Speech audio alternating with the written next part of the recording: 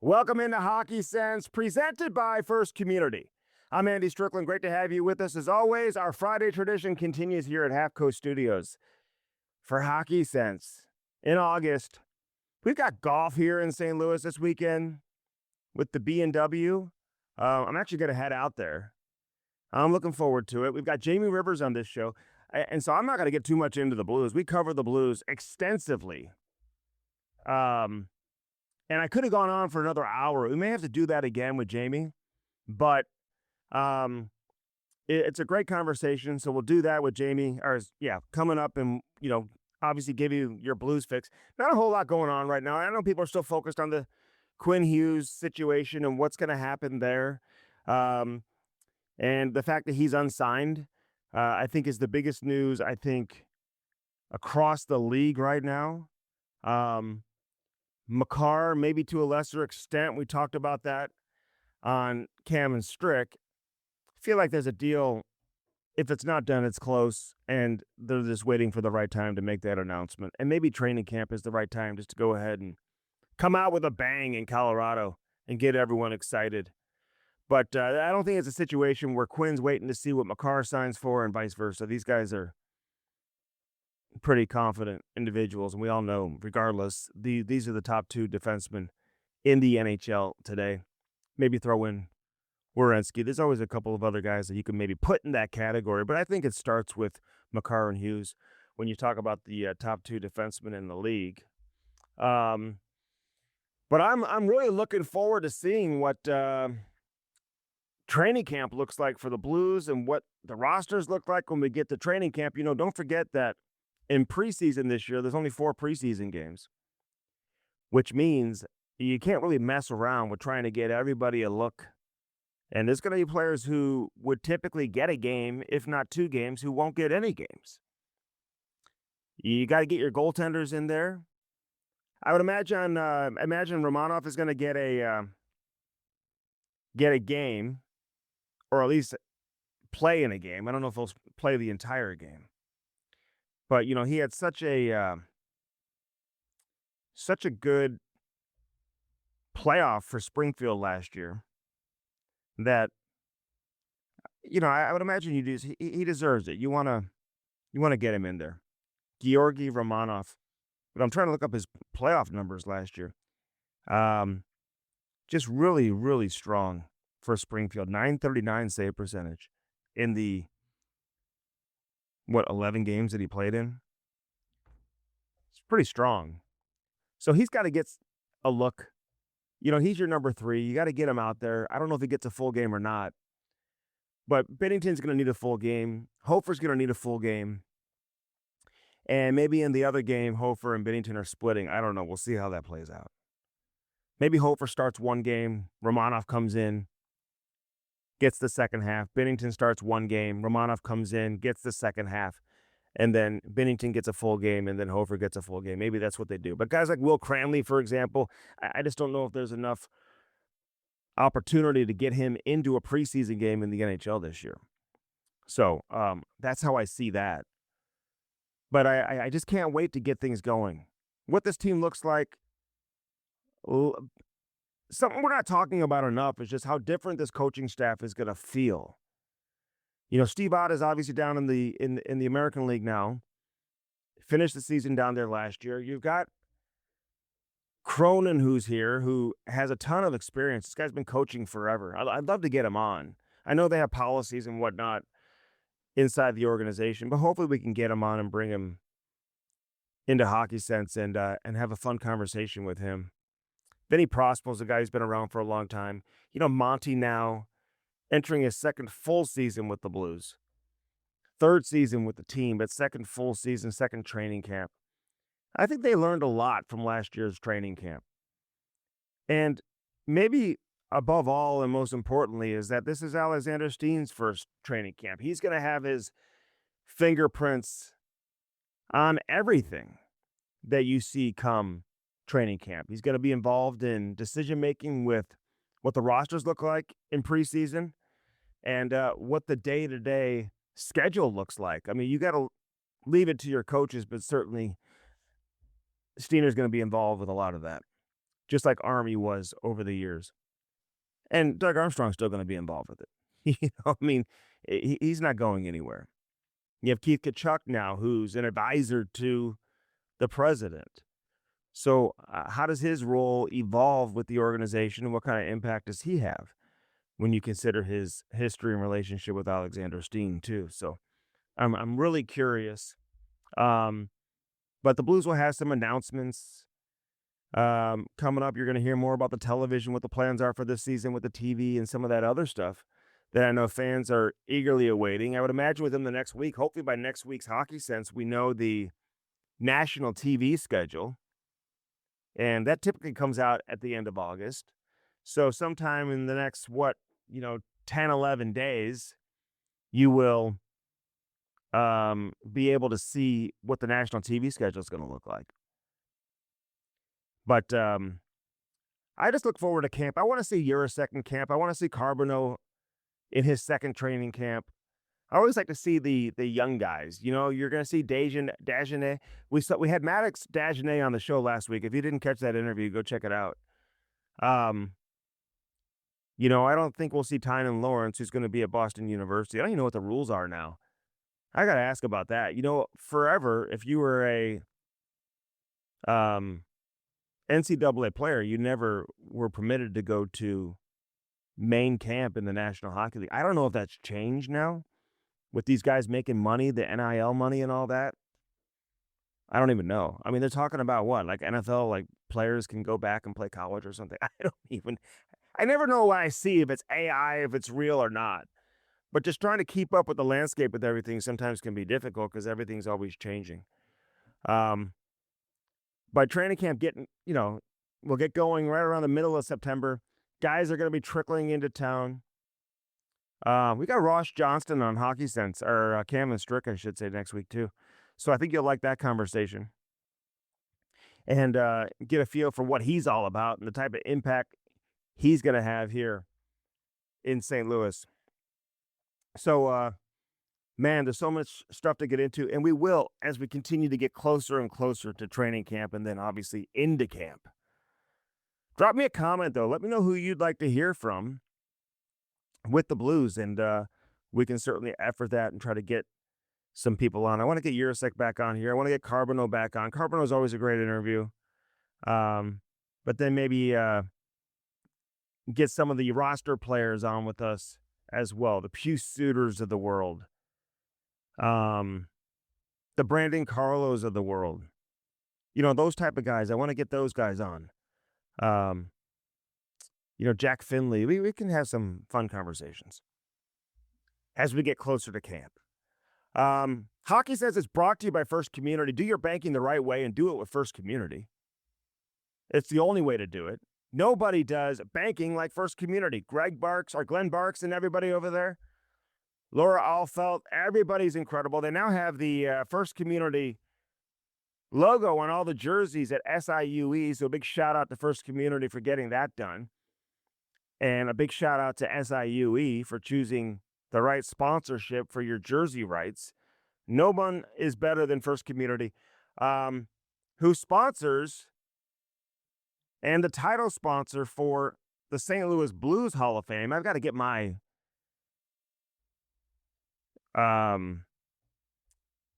names in there for the St. Louis Blues Hall of Fame. Being on the committee, I got to do that. And we'll get that done here very, very soon. Who should go into the St. Louis Blues Hall of Fame for the 2027 class. I always love that ceremony. Last year was a great one. This year will certainly be a great one as well. So I look forward to that with the St. Louis Blues Hall of Fame. Would not be possible without First Community. And the same can be said for that Little Blues program. Get your son or daughter signed up for Little Blues and do it today. Hey, good luck to all the hockey parents out there and all the kids who are starting their youth hockey seasons, man. All culminates with the Blue Note Cup next February. So, again, things have gotten started. Teams have started playing games, which is just crazy.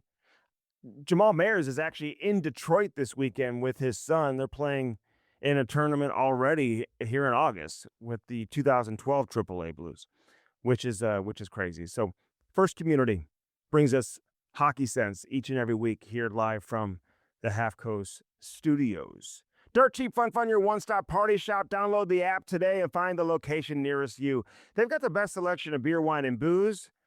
They've got that walk-in beer cooler. No better place to be when it's hot outside than the walk-in beer cooler. So check that out and check it out today. Dirt Cheap Fun, your one-stop party shop.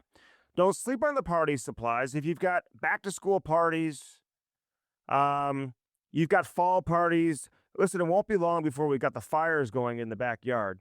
So you can find all your paper goods, decorations, all that type of stuff at Dirt Cheap as well. So don't sleep on that.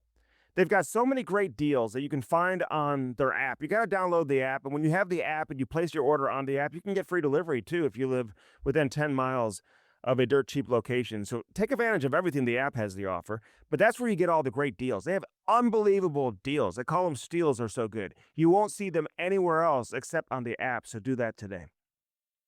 Blue Note Roofing. You see the sign behind me, David Novak, 314-920-5713. Gutters, soffit, fascia, whatever it is you need, you can get it from roofing, obviously, from David Novak, 314-920-5713, Blue Note Roofing, baby. He's the absolute best. You know he's gearing up for hockey season. We'll get him live in studio with us here in the next few weeks. Always love talking hockey with David Novak, 314-920-5713. This guy is the absolute best. Look for that big yellow truck around town, but let him come out and give you a free estimate. David Novak, Blue Note Roofing, 314-920-5713. Lordo's Diamonds. Get that special someone something special in your life with Lordo's Diamonds. LordosDiamonds.com. Been around for 70 years. That's how good they are. These people are unbelievable. LordosDiamonds.com. Mike and Jimmy Lordo, go on in there, say hello. They'll take unbelievable care of you. No one takes better care of you than the people over there with Lordo's Diamonds. Right there in the heart of Ladue, 314-432-8008. Say hi to everyone. Pat, all of them over there. If you walk in there with a $500,000 budget or a $500 budget, guess what? You're going to get treated exactly the same. And I know I say that, but it's 100% true. Best customer service you'll get anywhere, and that's why they've been so successful and been around for 70 years, right there in the heart of Ladue, next to Truffles. You can't miss it. LordosDiamonds.com, baby. Lordo's Diamonds. All right, so as I said, Jamal is in Detroit, so good luck to the boys. Jamie Rivers on this edition of Hockey Sense will speak to Jamie. We cover the roster up and down, and he joins me next here on Hockey Sense, brought to you by First Community. Don't go anywhere. Welcome back to Hockey Sense. Presented by First Community. We're heading out to the Lake of the Ozarks, baby, and finding Jamie Rivers. Look at that beautiful skyline behind you. It's very nice. It's beautiful, Andy. This is a wonderful part of the country. Love doing it. We're on a little family retreat right now before school starts up next week for my youngest, who's the only one in school. She's going to be senior Oh, my God. next year. So, yeah, last year of high school. And we thought we'd get the family out to have some fun. You know, no video games, no screens. Get up here, have some fun at the lake, and enjoy each other. I'm a golf guy today. I'm going to the BMW, and should I wear my golf cleats? Is that what you do when you go to a golf tournament? Do you wear your golf shoes? I think it's mandatory, Andy. I think golf cleats, one glove on, and a visor. It's mandatory. Make it look like you belong there. Hell, you might be able to get out on the course and shoot around. You never know. I know. I'm gonna put like a T in my mouth, like it's a toothpick. You know what I mean? Like No, it's gonna go over the ear. Over the ear. It's keeping score. I love it. I love it. How often do you get down there to the lake? Well, we try to come as much as possible. Schedules are difficult, as you know, with kids, and I've got several of them. And Ashley, my lovely fiance, has got two of her own, and so we try to coordinate at least one family weekend a year. Yeah. Ashley and I get down here about 4 times a year, though. We got some great friends down here that are super, super nice, and they're great with their hospitality, and we love it, man. I grew up on the lake up in Canada. We as kids, I was telling a story last night that the first place that we had up in Canada on the lake had no electricity and no water. And so We had an outhouse, you doing old the Hoosier style. We had the outhouse going. We would do our bath time in the lake after dinner, and then my dad would always have a fire going ready for us to kind of warm up and things like that. So yeah, being up at the lake, being out in the wild, so to say, holds a special spot for me. Yeah. Daryl Sutter had the same situation. No plumbing in Yeah, but he calls it a cottage, although he's now on the farm, so you need to call this the cottage. But the cottage. Yeah. you're not that old though. I mean, and he's a little older than you. You would have never what Sutter would you have played against? Any of So them? I was with Richie and Ronnie in St. Louis, my Okay. very first training camp.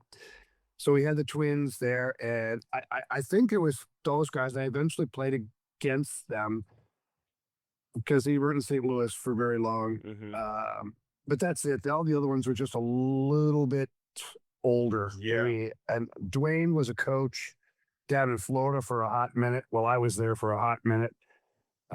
But that would be about it. All right, so we're gonna move on. But when you get to the NHL, are you completely familiar with the Sutter family? Like you know who's who, and like you've heard of all of them. Yeah, I mean, look, Hockey Night in Canada was like appointment TV in where I'm from, up north, and Don Cherry's talking about them. Everybody's talking about them. Obviously, Brian Sutter was a huge name in the NHL, and Yeah. I actually miss Brian. Brian was actually the coach of the Blues when I was drafted to the Blues, and then in that summer he got let go or left or whatever, and then Bob Berry took over. I think Bobby Plager took over for a hot Yeah. minute, and then Bobby Berry. But yeah, I knew all about the Sutter family. Yeah. That's great, man. Listen, the season's about to start. I don't even know where to begin with this Blues team. Like they could have so many different results and really nothing would surprise me with this team heading into this year.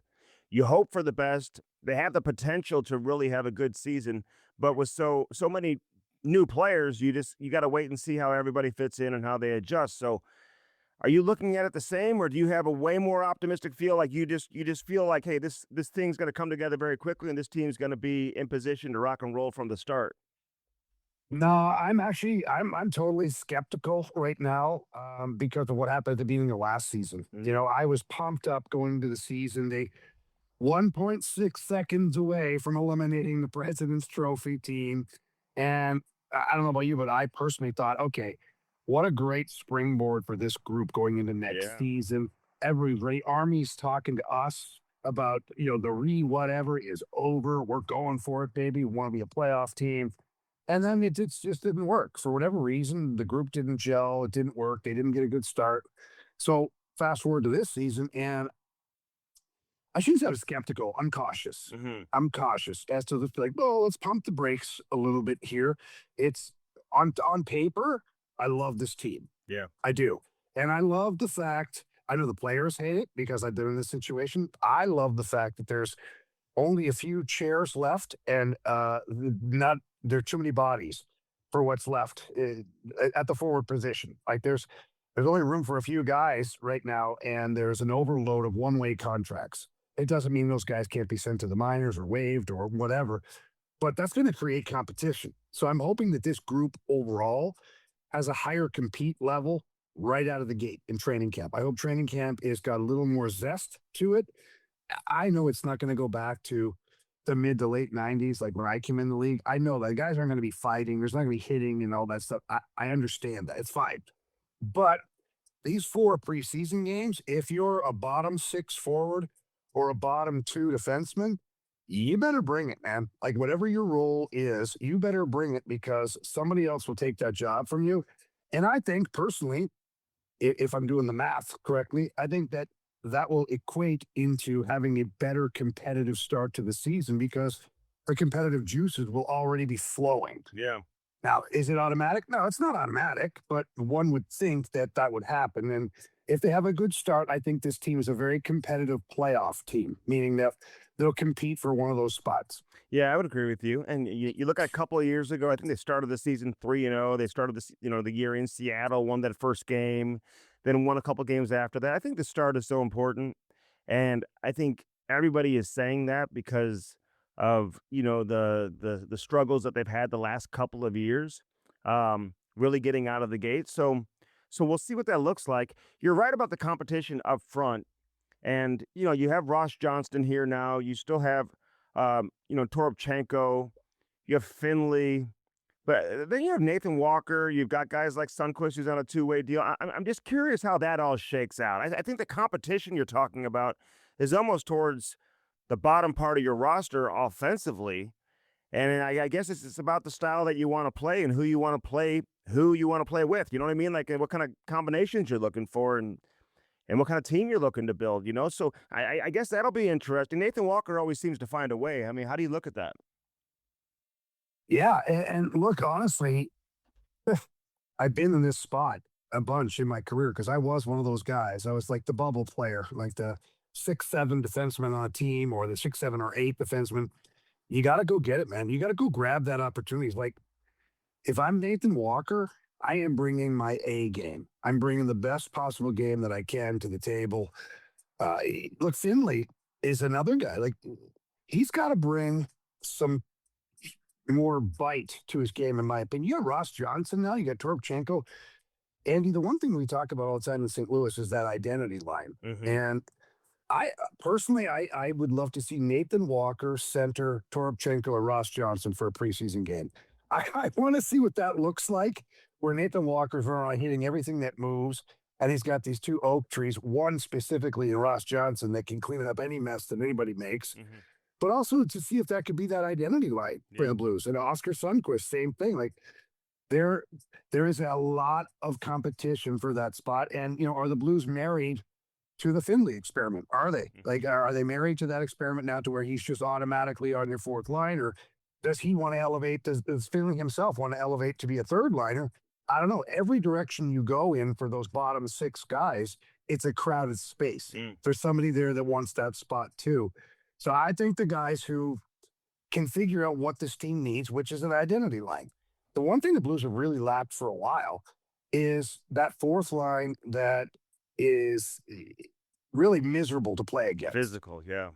Yeah, no, like the Blues, they've had some physicality. Walker does his best, but I don't think I'm lying when I say it. He's not like he's scaring anybody over it, on the other side, the opposition. Mhm. And I think that now is a great opportunity for this team to build a team with layers, meaning that they've got good offense, good checking ability, and good physicality. And if you can fit into one of those categories for this team, then you can probably find a roster spot. Yeah. Finley's interesting because he brings the faceoffs, right? Everyone talks about his strength being his ability to win faceoffs. Is that enough for you? Just to like put him in the lineup because of that? As a guy who's coached, I mean, you value faceoffs and he's really good at it. Does that give him an edge automatically? I don't think it does automatically. Look, he has two things that give him an edge. One, he's what, 6'6", 6'7". He's huge. He's a huge man, and he's good at faceoffs, and he's responsible defensively. So he has a lot of attributes that a coach feels comfortable with, safe. When Mhm. you put this guy on the ice, you don't feel like you're putting your game at risk. So that works for Finley. Now, if it's just the faceoff thing, I don't think that's enough. I really don't. I think that he's going to have to show a little more offensive upside. Let's be honest. He didn't create a lot of opportunities offensively, and some games you need that fourth line to chip in with a goal, just like baseball. You need that ninth spot on the roster to get a single or a double for Yeah. you at some point. Hmm. So yeah, I don't think anything is automatic this year. I really don't. I think that Jim Montgomery and the new staff that he has, who are highly competitive individuals. Yeah. I played with Vinny Brostel and I played for Greg Cronin. Mhm. And these guys are highly competitive. They demand a lot from themselves and the team. You're not just going to be able to think that you're an automatic spot in this lineup, especially at the bottom part of the forward group. That's interesting because people don't talk about that enough. Changing out a couple individuals on the coaching staff. I mean, Steve Ott was a competitive person, but obviously he left midway through the season. But Cronin has a reputation. You played for him, but he certainly he'll get your attention. Prosper, we don't know as much about as a coach, but again, he played a long time and you played with him. That can have an impact, though. Assistant coaches can have an impact, can't they? Yeah, absolutely. And look, Monty is wanting those guys to have an impact. Mhm. Jim Montgomery would like to go back to being the CEO of this team as far as the coaching is concerned. Yeah. Last year, when he lost Steve Ott, Andy, you and I both know he lost a big part of his coaching He was staff doing at that point. everything. He was doing he He, had a lot yeah, on his plate. his hands were all over the place as far as the video and this and that and the special teams. It was too much. So what I like about these hirings is with Vinny Prospel, you're getting that same competitive fire that Steve Ott had. Different ways. Otter was way more physical as a player and more like, but Vinny Prospel, he's got that, this after all the years you've covered hockey, he's got that check Mhm. mentality. Mhm. He's very like to the point, very direct, high expectations. It's not like there's no fluff in what he delivers as far as his message. And then Greg Crone, I'll say this about Greg. Greg and I had several run-ins. When I played for the Islanders, I mean, there's a couple times we almost got into scraps physically. But what I learned about Greg over the years was that he demanded a lot out of you because he cared. And he cared not just about you, the player, he cared about the team. The Mhm. team is the most important thing in the world to him. And he wants the team to win and be successful. And if you can't or won't do the things that are necessary, well, then yeah, he's going to be right down the back of your neck, letting you know exactly what the hell's going on. But when you're a team that wants to win, why would you not want that? Why do you not want a guy who wants to win? Mhm. And so that will, I tell you what, right now, that will be a little bit of a culture shock for some of these guys. But if they understand that he's doing it because he wants the best for the team, then it can have a really positive impact on the group. If they don't, then I would hope that someone communicates that with them quickly so that it doesn't create a tough environment. Um, and he's so intense. Maybe being an assistant coach is maybe where he's best suited, I think, for the entire group. Who knows? I mean, it's tough to say. But if you're Cam Fowler, you had him as a head coach, and maybe that relationship is what it was.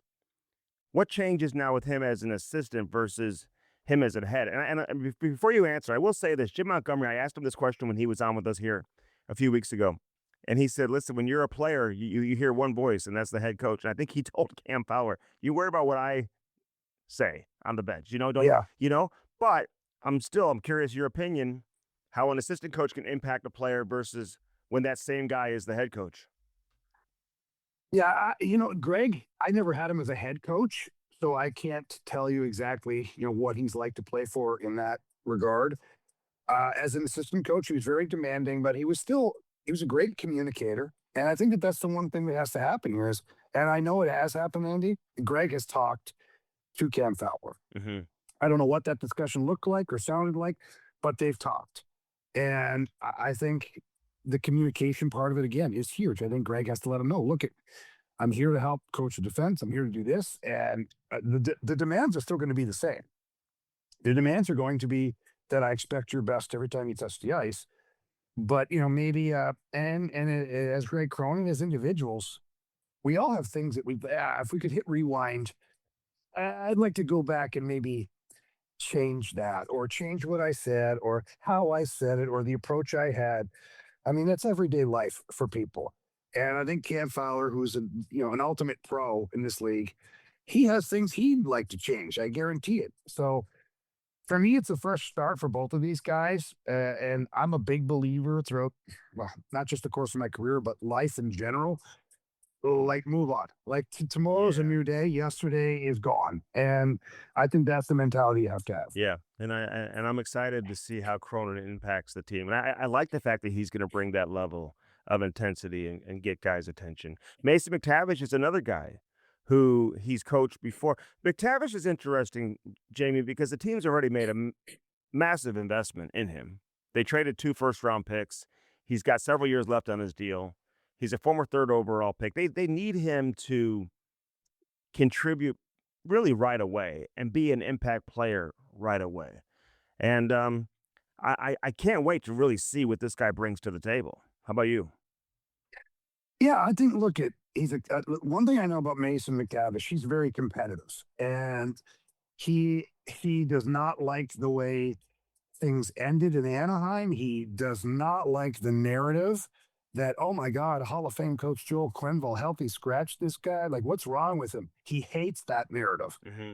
So he's been becoming to St. Louis. Again, a fresh start, a new outlook on things. Maybe he learned some lessons from things that he either did or didn't do in Anaheim. And, he has a great opportunity to basically give the middle finger to whoever is doubting him at this point. And he's the type of player overall that fans in St. Louis will love. I truly think they'll love him. Hmm. He's not afraid to get to the front of the net. He's not afraid to mix it up. Yeah. He's really talented.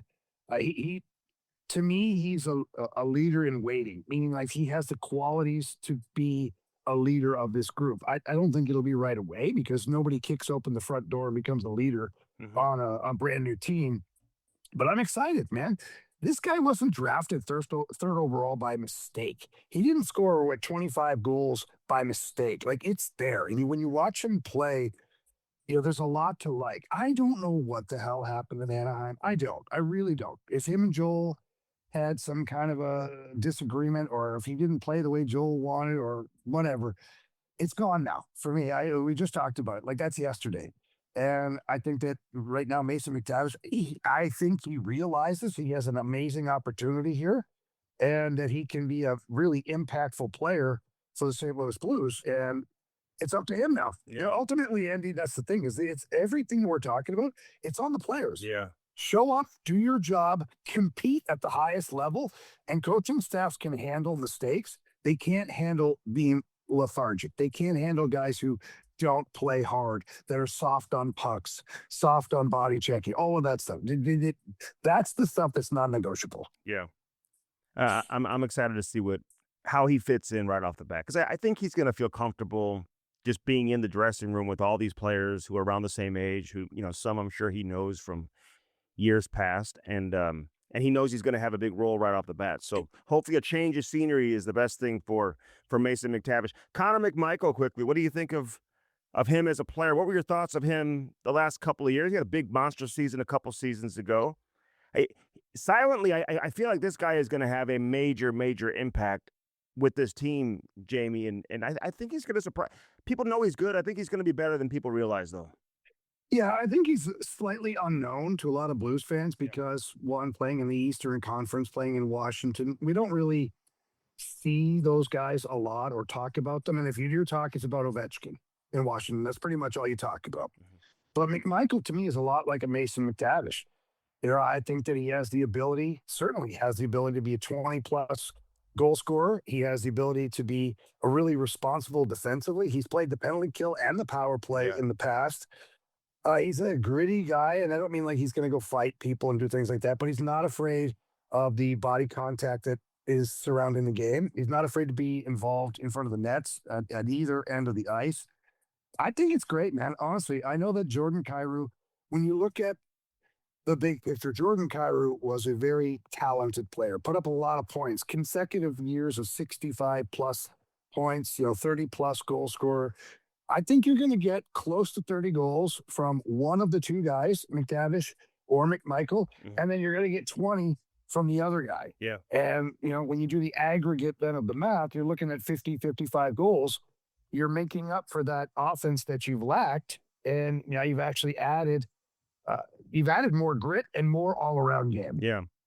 And don't underestimate McMichael's speed too. As much speed as you lost in Kyrie, this guy can really escape too. So I don't know, man. The whole situation, though, I don't love the Leo Carlson thing. I know everybody's like, "Hey, this is great for." It's just kind of crazy. You know what I mean? Like how much it's elevated contracts. I think it's going to flatline a little bit. Once we get through these next year or two, and maybe you won't see as much of a significant hike with some of these salaries, but it's changed things drastically. Jamie, it's crazy. Yeah, it's a lot, and I think what's happening right now is the players and the agents are foaming at the mouth because of the Leo Carlson deal, and they're using him as the benchmark. Like if you had a 80-point season, your agent's telling the team, well, look at Leo Carlson just got 18 million. Like, Yeah, I know. don't call me unless it's like 18 plus. Now, the the the flip side of that is Macklin Celebrini, actually, he did the market a solid as far as the owners and the GMs are concerned because he probably could have gotten more than what he signed for, but he wanted to leave a little money in the kitty for the Sharks to continue to operate. So if I'm a general manager now, I'm not even looking at Leo Carlson's deal. I look at Celebrini Mm, and I go, and I'm telling the agent, your player's nowhere near Macklin Celebrini. Not yeah, even close. I don't care about Leo Carlson because then you can say, look at Deshaun Watson in the NFL got an outrageous contract I know, too I know. because somebody gave it to him. Doesn't mean he's worth it. So I would be using that Macklin Celebrini contract way more than the Leo Carlson. Yeah, and Bedard is obviously under those guys too. So I mean, there's Yeah, there's some true. there's some other comps to uh to look at. Are you okay with no captain? I don't like it personally. I think that every team should. Here's my thing: as an organization, no matter what organization it is, if you feel like your team doesn't have a captain, that's a problem. That's a problem. You don't have somebody in that locker room that you believe is ready to lead this team, be the voice of the team, whatever, be the liaison from the players to the coach. If you believe you don't have that, you need to go find a player like that. And that's just the way I feel about it. That maybe it's an old school mentality. I don't believe also in giving the captaincy to someone who's young and has term on his contract. Nothing in young and term says that they're a leader. Nothing screams Exactly. that they're able to do the job. And when I came in the league, you had a captain for 1 or 2 years sometimes, and he got traded or retired or what, and then you moved on to the next guy who was the captain. It doesn't have to be. I think it's a lazy man's way of thinking. Of oh, he's got 5, 6, 7 years left. Let's give it to this guy because he's supposed to be our best player. And, we'll make him a captain. I personally, for me, I feel like that does more harm than good Hmm. because now you've anointed someone who you may not actually believe is your captain. I'd rather give it to a veteran player that has a year left on his deal, knowing full well that I'm probably moving on from said player. But to me, it's not about the player. To me, it's about the culture that gets established. So even if it's only for a year under a veteran player, that player can start to lay the foundation of what being a leader is, what your team should be as far as the expectations and the demands. And then when that player moves on, even if it's a year or 2 years down the road, all of that work has been done now, set up for the next captain to Yeah. pick up the baton and carry it from there. I just don't believe, youth and term should play a role in it. And I believe that each team should have a captain. If you don't, as a management group, look in the mirror, man, because you need to go find that guy then. Yeah, Drew Doughty's a perfect example. He's got 1 year left on his deal in LA. Kopitar moved on. You got to put it on Doughty's, whether you have him for 1 year or 6 years. I mean, he, 100%. he's your guy. Who would you give it to in St. Louis? Oh, man. Thanks, Andy. Just sewered you right now. Atta boy. Um, I could give you my answer. Yeah, I know that Robert Thomas is the we'll call it the popular vote. I It just don't know if I it, don't it, know if he's it ready wouldn't have for it. been. He wouldn't have been last November. No, and even in January he wouldn't Yeah, have been. yeah. Like Robert did a lot of maturing and growing in the back half of that season last year. Now, was it was it something that's sustainable? I don't know because Robert, he had a lot of success in that back half of that season, and it's just like anything in life, Andy. Life is good when things are going the right way for you. Yeah. It's what do you look like as an individual when the walls are caving in? How do you handle that? How do you handle the people around you Hmm. in that situation? I mean, we haven't seen that from Robert No, yet. no. I think Jake We Neighbors haven't for me, seen man, that since Shen left. You're saying basically, yeah, 100%, yeah, 100%. yeah. And Jake Neighbors is another popular name that gets thrown around out there. I don't think Jakey's ready for it. I Hmm. think we saw the back half of last season. There was a lot of, especially when Shen was traded. I think a lot of people assumed that Jake Neighbors was going to become Braden Shen, and I think that was a lot of pressure on him. And my opinion, I don't think he handled it great. Mm. Uh, I'd like to let him continue to marinate as a player, become who he is before I worry about slapping a letter on his jersey. As far as the current guys that are out there, I don't know, man. I don't know if any one individual screams. captain for me. Uh, What about you? What do you think? Give it to Sonny. Just put the Ah, like right Sonny. on his forehead. Just put the Pe- C. People love Sonny. There's no doubt about No, it. I mean I would because I am in 1,000% agreement with what you said about Jake. I think everyone's assuming and just he's the next in line, and I think he felt that pressure, and I don't think he loved having that type of pressure, and I think Steen and everybody else is smart enough to recognize that they're not going to put that unnecessary pressure on him. If Jake Neighbors becomes the captain of this team 3 years from now, what's the difference? You know what I mean? So I think you can be patient with that. I think the obvious answer for me is because I don't think Pareko he would be in the conversation. I wouldn't go in that direction really. Doesn't really matter to him either way. I don't think he's not going to change his game.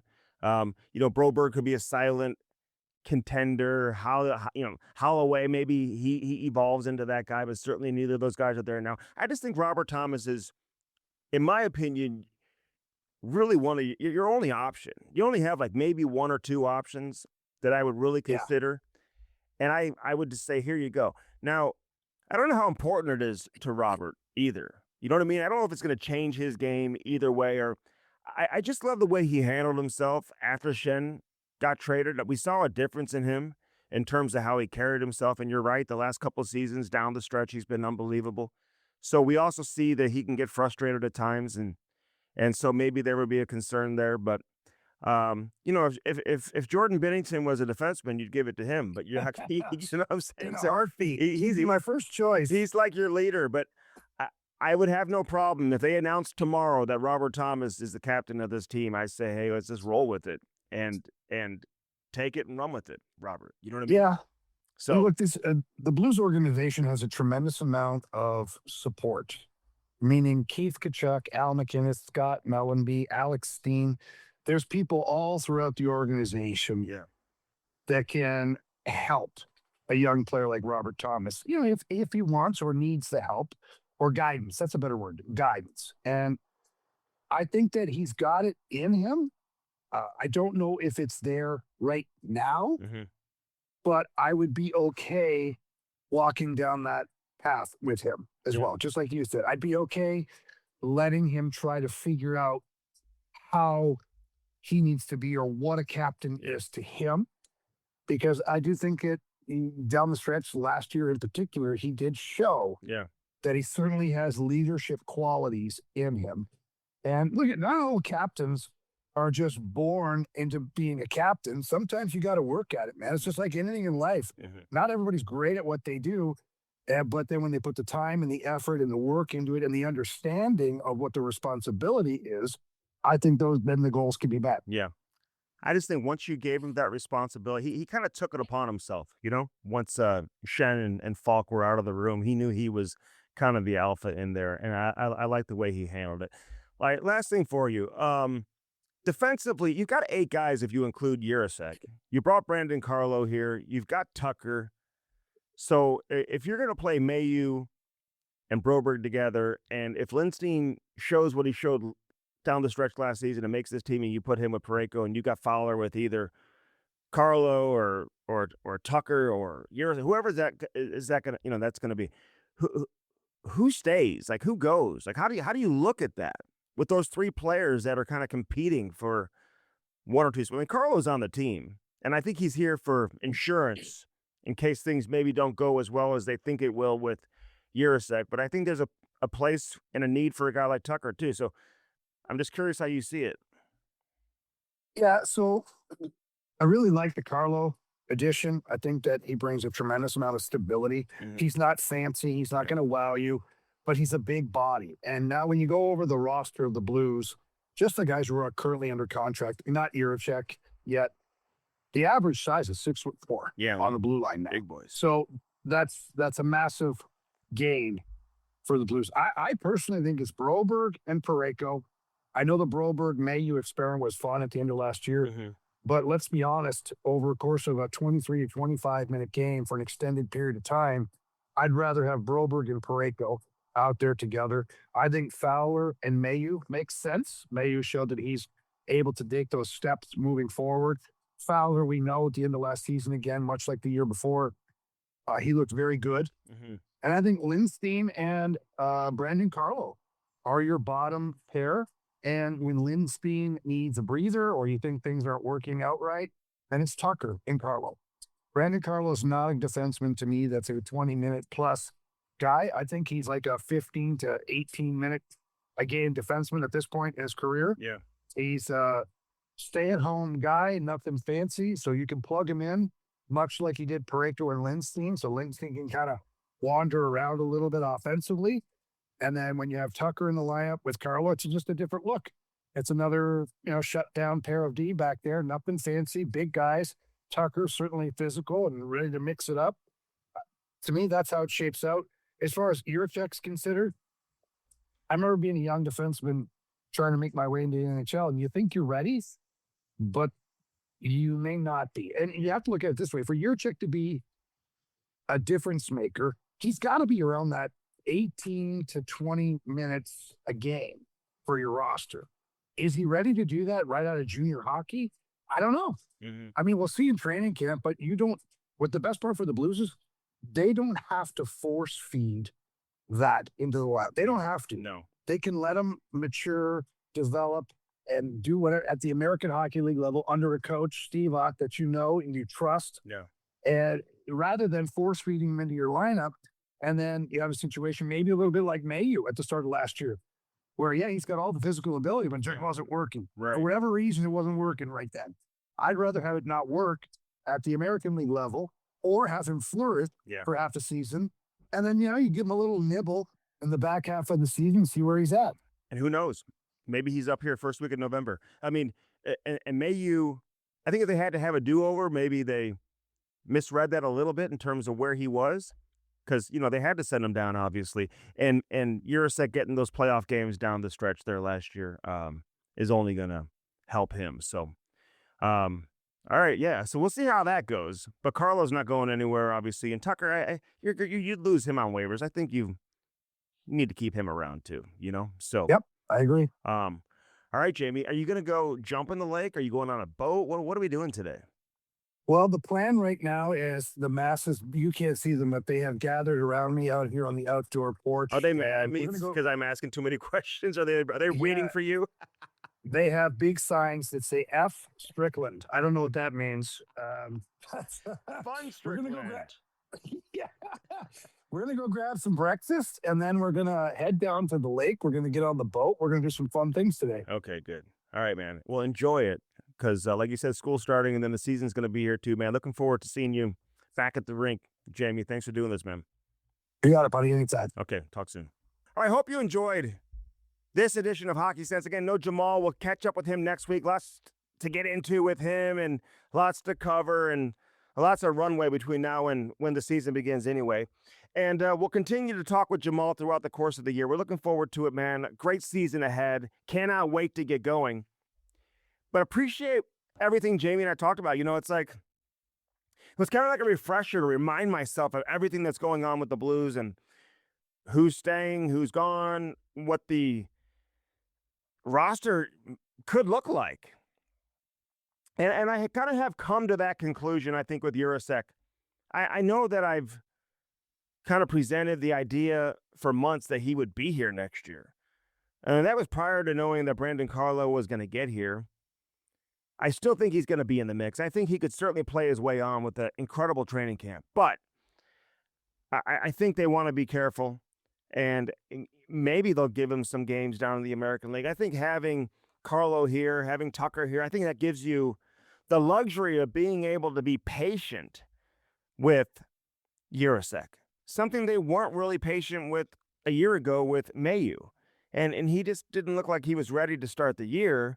But when he finished the year after spending a few games, I think he only played 5 games down in the American League.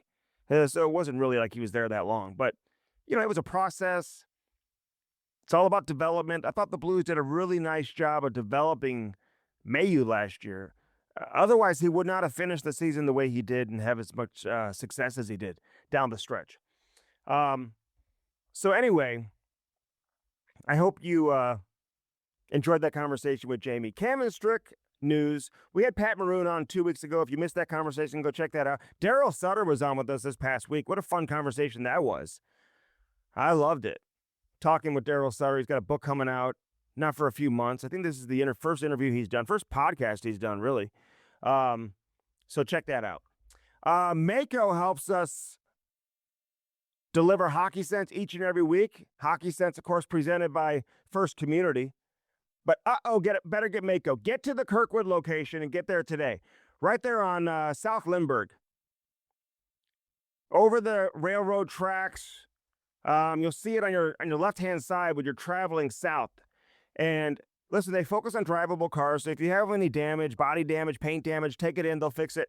If you can't drive it, listen, I don't suggest bringing it in there because they don't want to deal with that. And they deal with all insurance companies, but they want to get you in and out, and they don't want people waiting for weeks and weeks to get their car back. So I think when it's not drivable and it's something like that, then that just kind of pushes everybody else back. They want you to drop your car off and be able to pick it up in a couple of days. I've had so many people reach out to me who have turned to Mako, and have gotten some body damage repair with Mako over the last few weeks.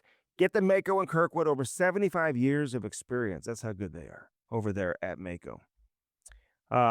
Easy Tiger Cannabis. Talk to an expert today. EasyTigerAZ.com. They'll deliver it to your front door.